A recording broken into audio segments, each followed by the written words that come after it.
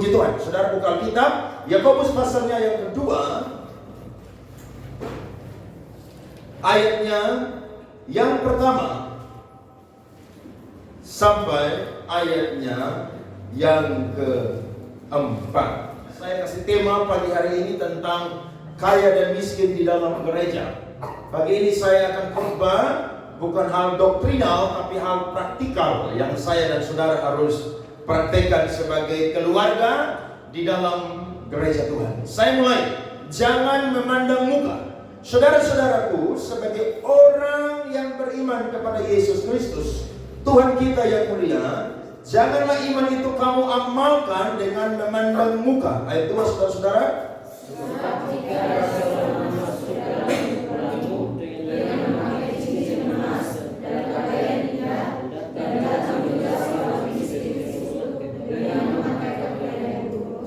Dan kamu menghormati orang yang berpakaian indah itu dan berkata kepadanya, silakan Tuhan duduk di tempat yang baik ini. Sedang kepada orang yang miskin itu kamu berkata, berdirilah di sana atau duduklah di lantai ini dekat tumpuan kakiku. Sama-sama, bukankah kamu telah membuat perbedaan di dalam hatimu dan bertindak? Tepuk tangan buat firman Tuhan. Ya, saudara-saudara, gereja terus mengalami pembaharuan hari demi hari, baik itu melalui nasihat firman Tuhan yang lembut maupun juga nasihat firman Tuhan yang keras. Nah, salah satu firman Tuhan yang keras yang pernah dicatat di dalam Alkitab adalah nasihat dari Rasul Yakobus kepada 12 suku yang ada di perantauan. Mereka adalah orang-orang Yahudi yang sudah menjadi Kristen.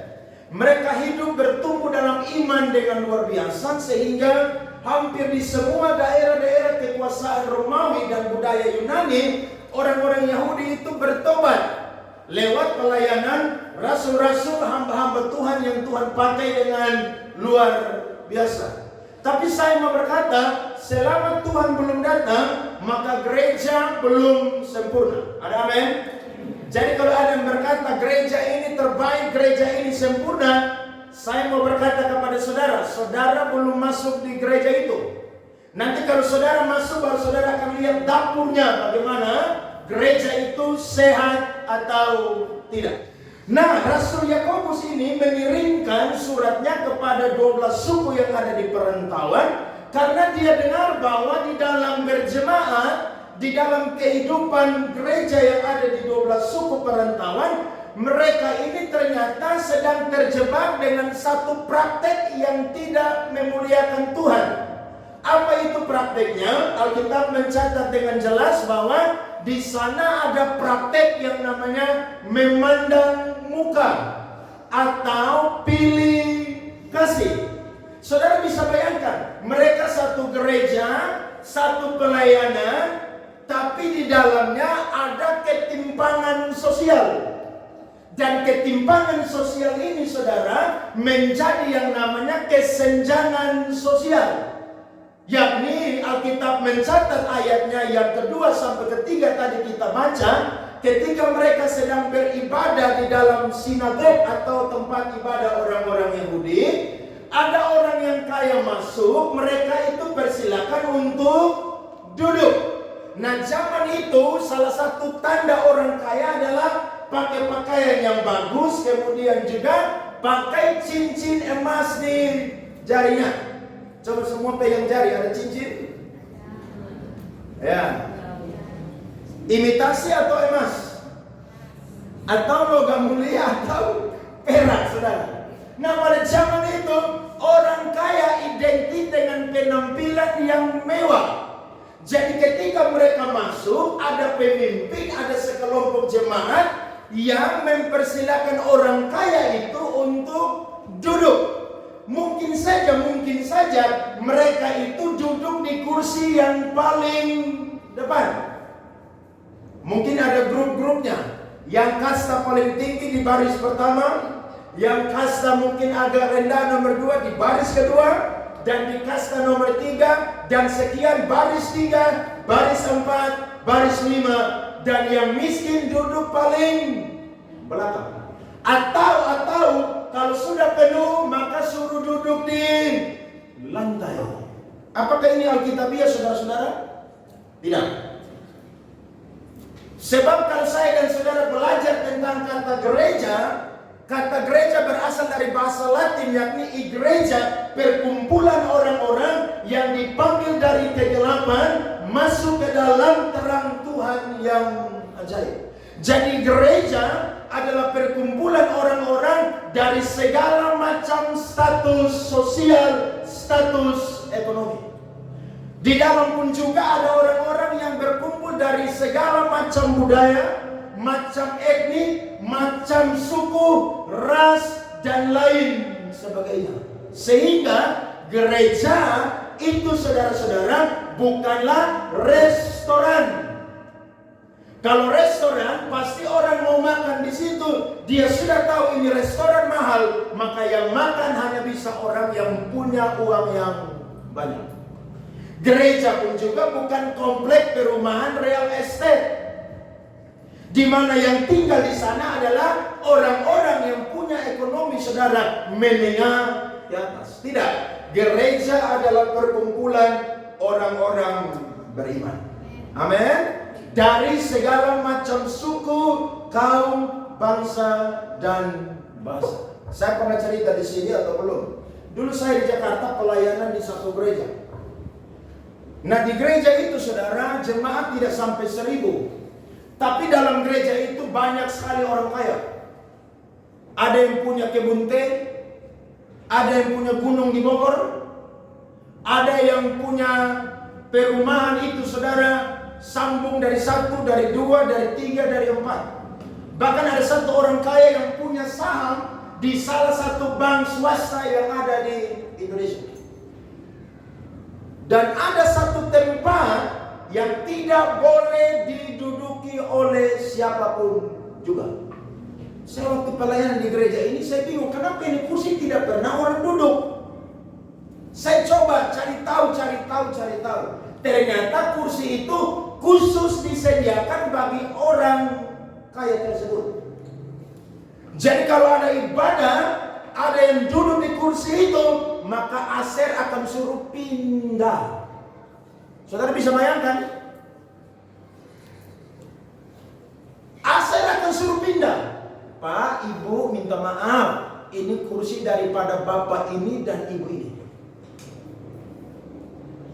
Dan yang hebatnya, selalu kalau mereka datang itu pas puji-pujian.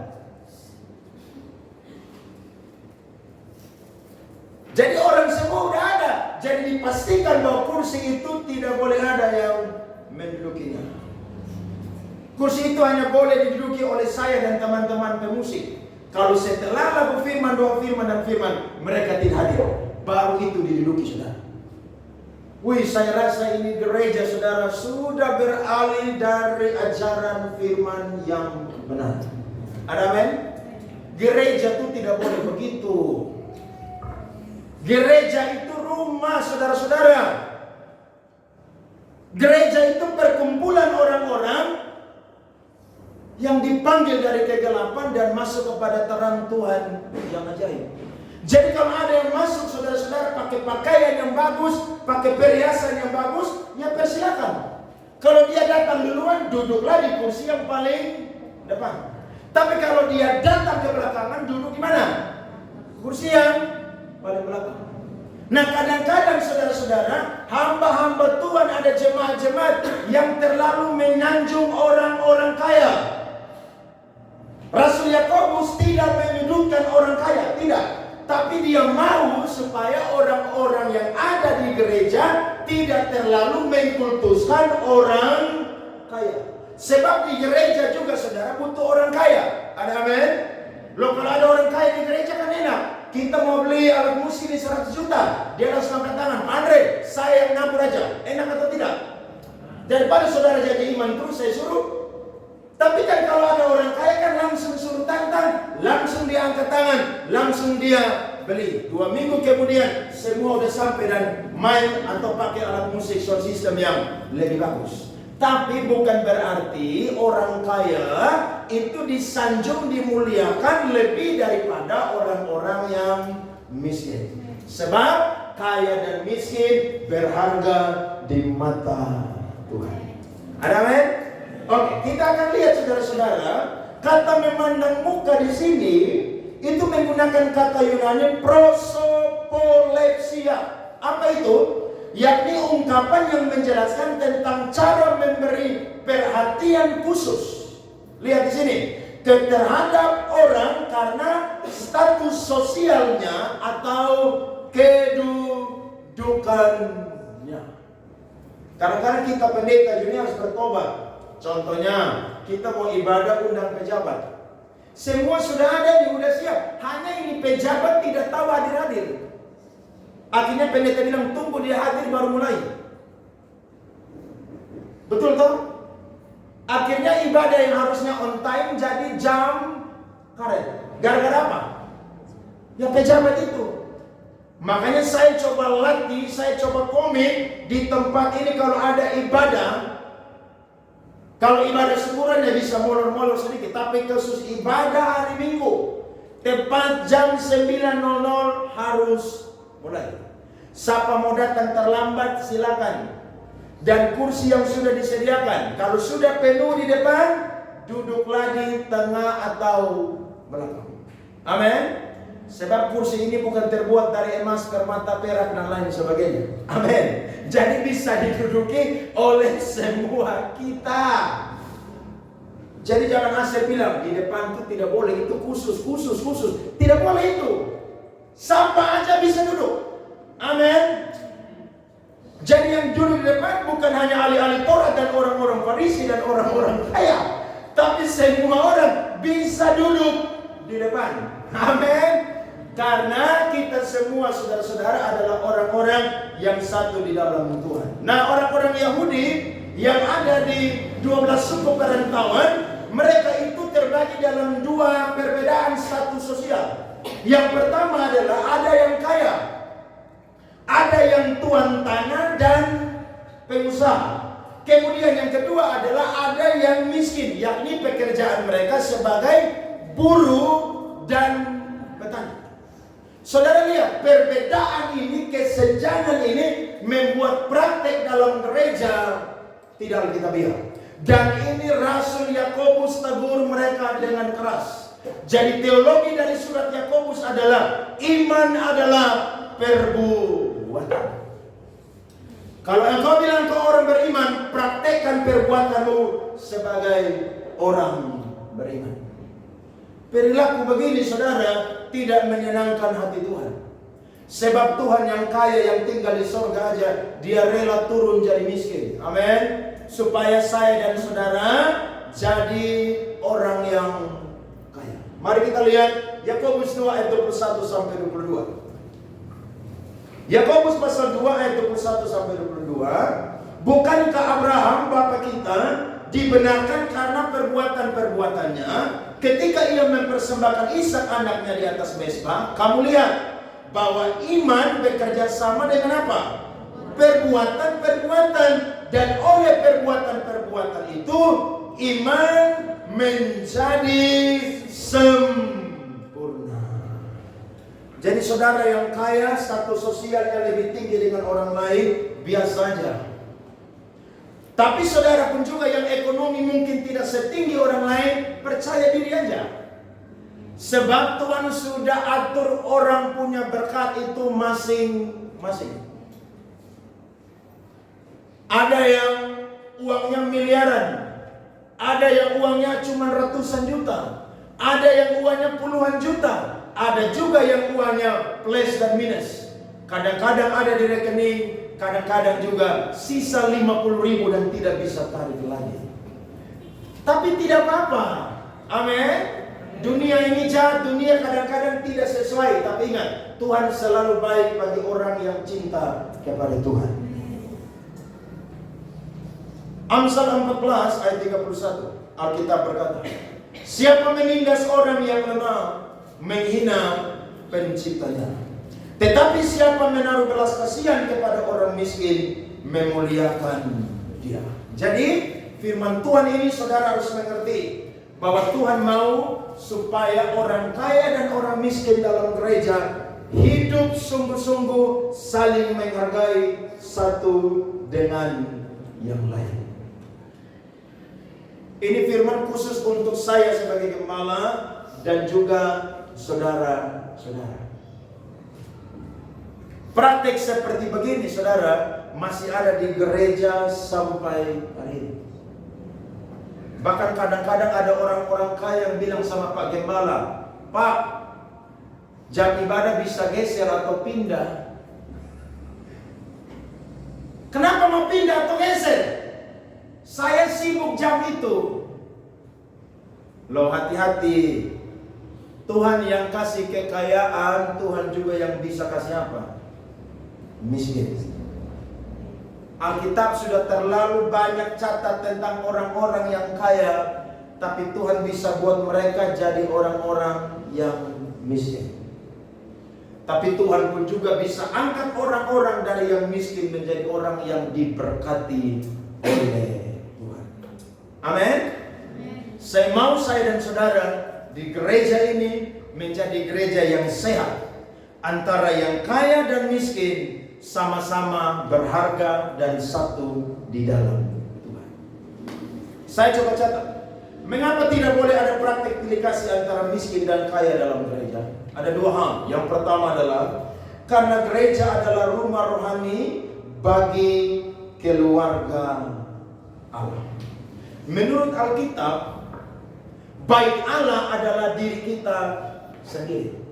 Bangunan ini cuma fasilitas yang disiapkan untuk saya dan saudara ibadah dengan lebih nyaman dan tenang. Tapi gereja yang sesungguhnya adalah pribadi saya dan juga saudara. Nah, saudara harus bisa mengerti ini bahwa gereja adalah rumah rohani bagi keluarga Allah. Coba dalam satu rumah, kira-kira sebagai ayah dan ibu, apakah ada praktek pilih kasih antara anak pertama, anak kedua, anak ketiga, dan anak keempat, dan seterusnya? Saya yakin pasti tidak ada. Anak yang pertama ulang tahun dibuat. Anak yang kedua ulang tahun karena tanggalnya hampir dekat dengan anak ketiga, jadi buat satu kali. Dan nanti anak yang keempat bikin paling mewah.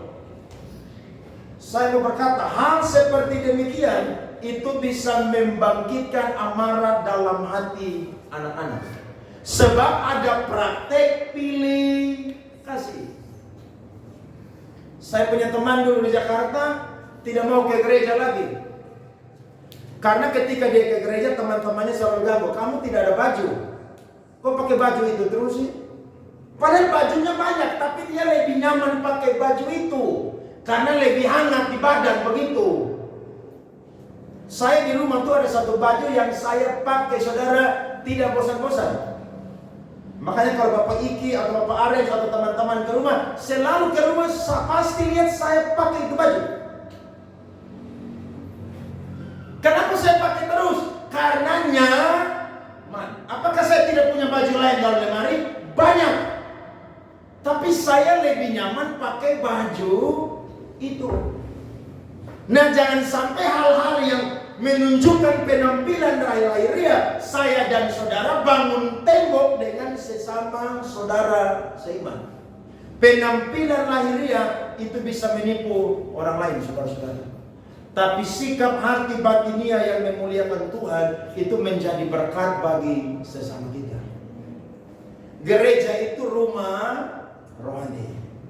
Yang datang itu orang yang sakit, orang yang mungkin putus pengharapan, dan juga menurut Alkitab yang kita belajar pagi hari ini adalah orang yang punya status sosial yang beragam.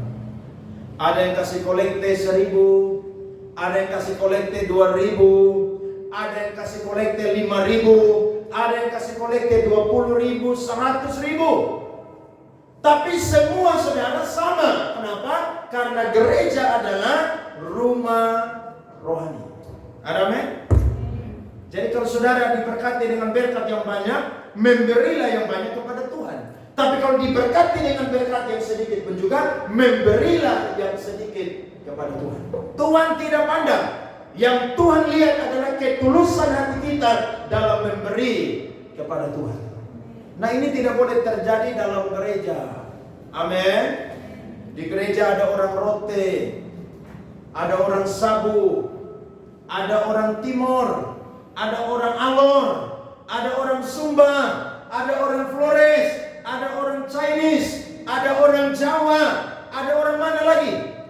Banyak. Nah, tidak boleh ada perbedaan. Amin. Jangan saya orang Rote juga, saya pilih kasih hanya saya perhatian khusus kepada jemaat yang orang Rote. Tidak boleh itu. Harus sayang kepada semua orang dalam gereja. Makanya kalau saudara ada yang sakit dan saya tahu, pasti saya akan telepon atau saya pasti akan sampai. Siapapun, bukan hanya jemaat KPC, siapapun yang kenal saya, ketika saya tahu dan mereka minta tolong saya doakan, saya pasti sampai. Saya tidak pernah pandang orang dalam satu sosial. Kenapa? Kita mati tidak bawa apa-apa.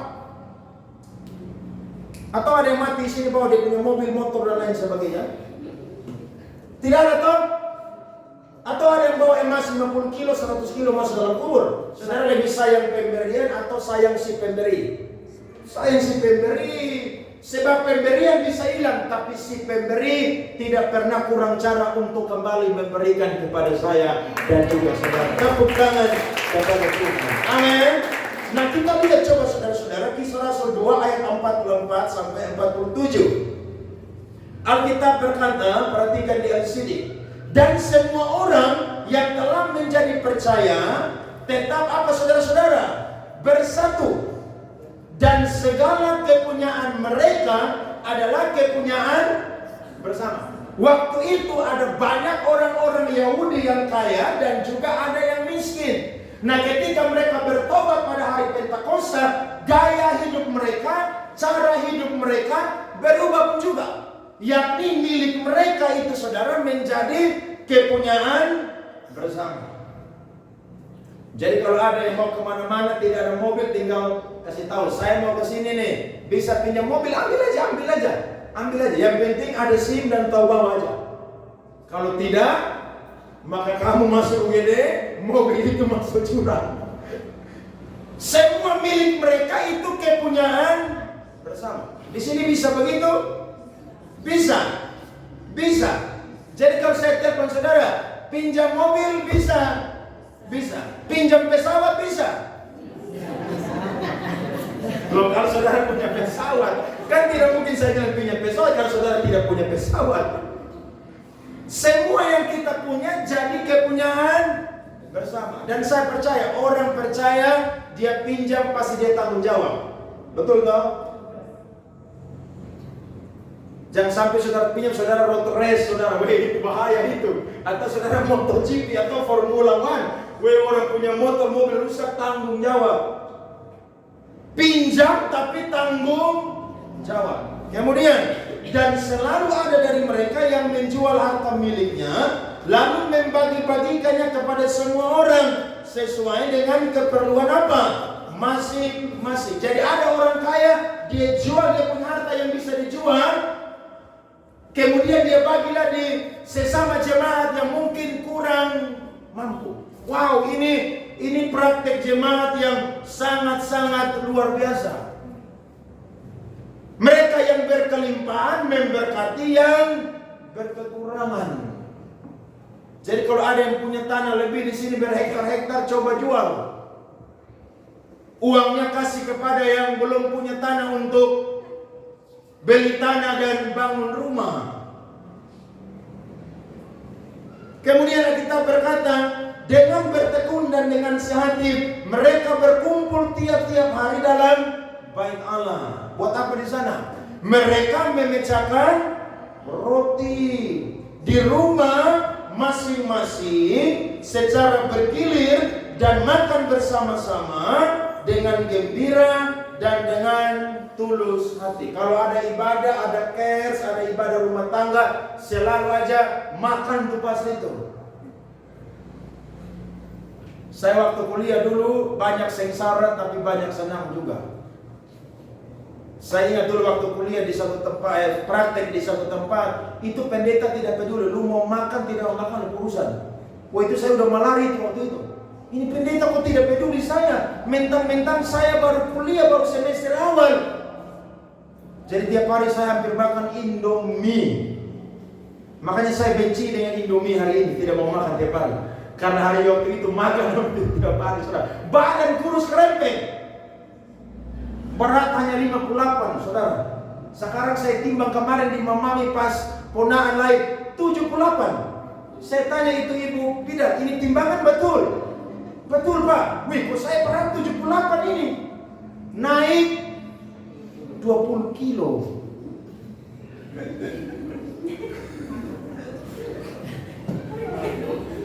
Karena saya takut timbangan salah.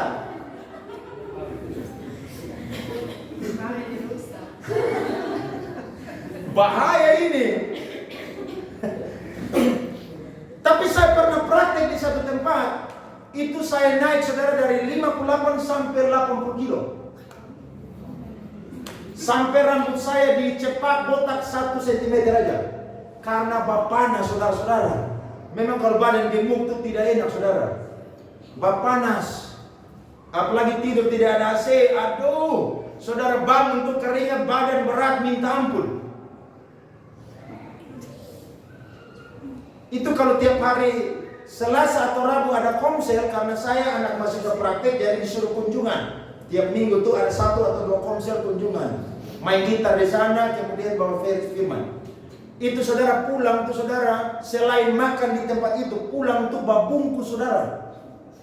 Itu kasih apel, kasih jeruk, kasih makanan semua. Tidak heran saya dari 58 kilo naik 80 kilo. Tapi ketika kuliah turun kembali lagi saudara. Kenapa? Karena begadang tiap hari kerja tugas. Jam 5 sudah harus doa pagi di kampus. Woi capek saudara. Tapi saya mau berkata, sebagai keluarga Allah, kita harus saling care satu dengan yang lain. Apa yang kita punya, kita pun juga bisa bagikan kepada sesama kita. Kalau ada ibadah di rumah, ada berkat, saudara jangan simpan di kulkas nanti berbau dan busuk. Keluarkan supaya kita makan sampai selesai. Amin. Ada 2 hal yang saudara harus tahu. Yang pertama, ada hal-hal yang saudara harus hadiri dan ada hal-hal yang saudara tidak perlu hadiri. Apa itu? Hal-hal yang saudara tidak perlu hadiri adalah acara ulang tahun. Kalau ada jemaat yang ulang tahun dan saudara tidak diundang, jangan coba-coba hadir. Amin. Karena tidak diundang. Termasuk saya pun kalau tidak diundang, tidak mau hadir.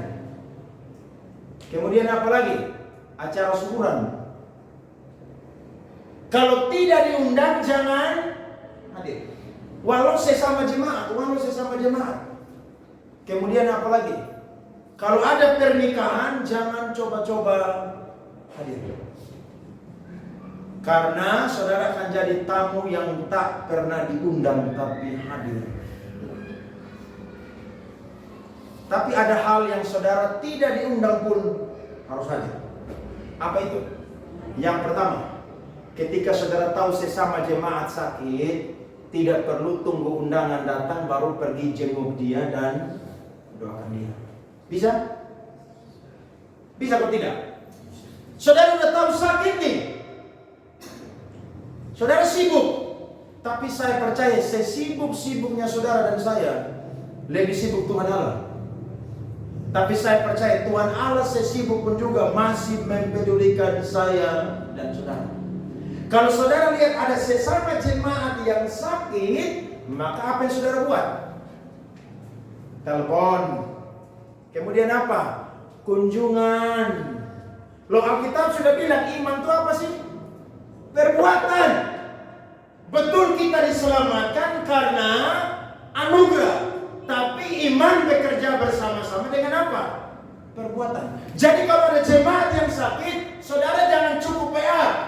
sembuhkan ya. Minta maaf ya. Ini saya tegur saudara semua pagi hari ini di grup. Kalau ada yang sakit, jangan cukup ucapkan nanti Tuhan sembuhkan. Jangan. Saudara angkat HP, telepon.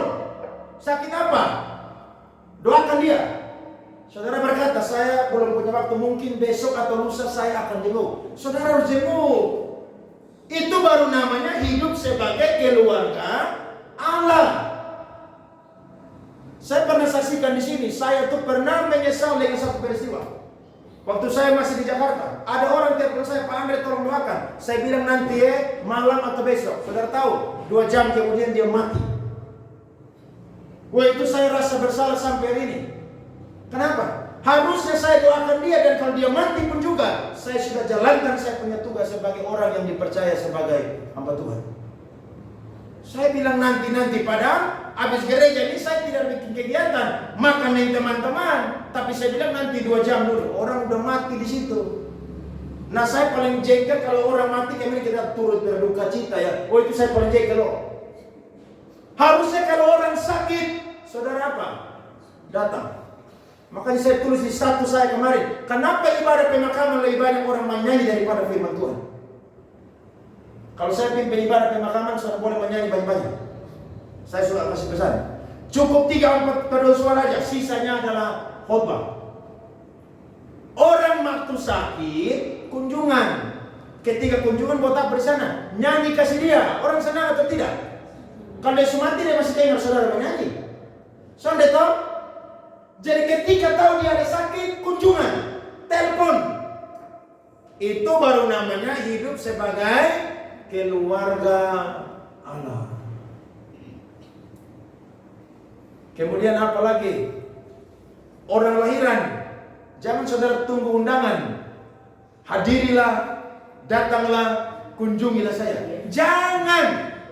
Kalau saudara ada waktu, kunjungan. Ada amin. Kemudian apa lagi? Orang meninggal. Saudara pernah dapat undangan menghadiri ibadah pemakaman pakai kertas atau surat begitu? Tidak pernah toh? Makanya saya senang dari budaya orang Sabu, itu bagus. Orang Sabu itu biar mau mati di mana, kalau sudah dengar orang Sabu mati, don't sampai di sana. Itu bagus saudara. Jangan tunggu kita rasa keluarga dulu baru hadir, tidak. Tapi kalau kenal, saya dan saudara harus apa? Hadir. Tadi malam saya di khotbah di CP Guntur, saya mau datang terlambat karena saya harus kunjungan satu bapak yang meninggal. Di anak dulu, cucunya dulu les piano dengan saya. Setiap kali anak cucunya les selalu diantar. Dia bilang, Pak Pendeta saya antar cucu ya, nanti saya jemput lagi. Iya Bapak, meninggal saya pergi kunjungan. Saudara harus tunggu orang undang dulu pergi melayat baru pergi. Kan tidak toh? Betul atau tidak? Itu baru namanya hidup sebagai keluarga Allah. Jadi mulai pagi hari ini iman adalah perbuatan. Amin. Kalau ada jemaat yang sakit, kunjungan. Saya percaya saudara kunjungan, saya yakin tidak lama-lama, minimal 30 menit saja orang susunang. Wah, ini orang peduli dengan saya ya. Kenapa? Karena kita keluarga Allah. Walaupun hubungan darah kita tidak ada, tapi di dalam Tuhan kita adalah keluarga Allah. Amin. Jadi tidak boleh pilih kasih, memandang muka atau pilih bulu. Sebab gereja adalah keluarga Allah. Amsal 22 ayat 2. Alkitab berkata, orang kaya dan orang miskin bertemu, yang membuat mereka semua ialah Tuhan. Mereka bisa bertemu, siapa yang mempertemukan mereka? Tuhan. Jadi kalau kita bertemu sebagai jemaat, gereja, keluarga di tempat ini, itu karena Tuhan yang mempertemukan kita. Ada amin? Jadi nanti kalau saya sakit, saya mau lihat semua jemaat harus datang kunjungan saya. Jangan ada yang WA bilang bagian cepat sembuh. Saya langsung hardik saudara langsung, percayanya. Datang. Tak usah lama-lama. Karena orang sakit pun juga butuh apa? Istirahat. Cukup datang, aduh, doakan. Jangan saudara kunjungan terus saudara bilang cepat sembuh terus pulang. Jangan. Doakan. Amin. Karena jangan saudara berkata gembala pasti tidak perlu didoakan, pasti Tuhan langsung sembuhkan. Siapa yang bilang itu? Didoakan juga. Amin. Doakan. Dan kalau ada di antara saudara yang sakit, kalau saya tahu, percaya aja, saya tidak tunggu saudara kasih info, saya pasti sampai di saudara rumah. Atau kalau saudara di rumah sakit, saya pasti akan sampai. Karena kita ini keluarga. Memang kita akan bertemu nanti di surga. Tapi selama masih ada di muka bumi, ayo hidup sebagai keluarga Allah. Amin. Itu yang pertama. Yang kedua adalah saudara-saudara, karena gereja harus seimbang di dalam menjalankan hukum kasih. Kita lihat saudara-saudara ayat yang ke-8 sampai ayatnya yang ke-10. Alkitab berkata, akan tetapi jikalau kamu menjalankan hukum utama yang tertulis dalam kitab suci, kasihilah sesamamu manusia seperti dirimu sendiri, kamu berbuat baik. Ada dua hukum, dan hukum ini sudah mencakup semua hukum di dalam Alkitab. Yang pertama adalah kasihilah Tuhan Allahmu dengan segenap hatimu, segenap jiwamu, segenap akal budimu, segenap kekuatanmu. Dan yang kedua adalah kasihilah sesama manusia seperti engkau mengasihi dirimu sendiri. Nah, di gereja orang-orang yang ada di perantauan, mereka ini mengasihi Tuhan, tapi tidak seimbang. Mereka tidak menjalankan hukum yang kedua. Mereka lupa bahwa sesama mereka pun juga perlu saudara-saudara untuk mendapatkan belas kasihan. Ayat 9 firman Tuhan berkata, tetapi jikalau kamu memandang muka, kamu berbuat dosa. Jadi kalau pendeta model begini, biar mau khotbah segala macam pun tetap berdosa. Kalau ada jemaat yang lakukan model begini, tetap apa saudara? Berdosa. Dan oleh hukum itu menjadi nyata bahwa kamu melakukan pelanggaran. Sebab barang siapa menuruti seluruh hukum itu, tetapi mengabaikan satu bagian daripadanya, ia bersalah terhadap seluruhnya. Sebab ia yang mengatakan jangan berzina, ia mengatakan juga jangan membunuh. Jadi jika kamu tidak berzina tetapi membunuh, maka kamu menjadi pelanggar hukum juga. Jadi harus apa saudara? Seimbang. Makanya motto dari satu pelayanan mission care namanya loving God, loving people. Mengasihi Tuhan, mengasihi sesama. Sudah ribuan tahun simbol orang Kristen adalah salib. Vertikal kepada Allah dan horizontal kepada sesama. Ini simbol kekristenan saudara. Jadi ketika kita lihat salib, bukan hanya lihat Tuhan, tapi itu pun juga lihat sesama kita. Ini gereja yang ada di perantauan tidak sehat. Nah, Rasul Yakobus mau supaya gereja yang ada di perantauan itu menjadi sehat. Saya yakin kalau gereja sehat, maka pasti semua jemaat pun juga sehat saudara-saudara. Karena ada nilai-nilai yang dibangun di dalam gereja tersebut. KPC punya nilai-nilai. P yang pertama adalah pelayanan. Yang kedua R adalah ramah. Makanya di gereja ini tidak boleh ada yang jutek-jutek, tidak boleh ada yang culas-culas. Harus semua ramah di tempat ini. A itu apa? Antusias. Kalau ibadah, semangat. I itu apa? Integritas. S itu apa? Sehati. Dan E itu apa saudara? Empati. Kalau saudara cuma WA cepat sembuh, itu baru sampai di simpati. Tapi kalau saudara datang dan mendoakan plus bawa makanan, buah-buahan dan lain sebagainya, itu baru namanya empati. Amin. Bisa? Bisa, harus bisa. Kalau saudara tidak lakukan ini, tidak seimbang. Dan ingat, kita berdosa di hadapan Tuhan. Lihat Yakobus 5 ayat 4 sampai 6. Alkitab berkata begini.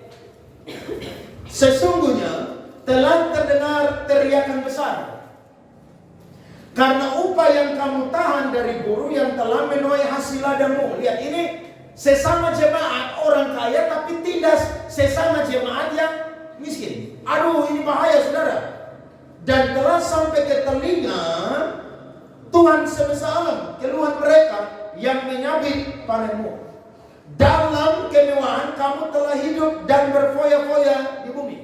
Kamu telah memuaskan hatimu sama seperti pada hari penyembelihan. Kamu telah menghukum bahkan membunuh orang yang benar, dan ia tidak dapat melawan kamu. Tidak seimbang. Kalau gereja model begini, saudara, kacau. Kacau berat ini kalau model begini. Dan yang anehnya, pemimpin, penatua, pemilik, gembala tidak bisa kendalikan ini situasi. Kadang-kadang memang ada pendeta yang tipenya seperti saya begini, sanguin, kolerik. Salah-salah, kalau benar tidak bisa.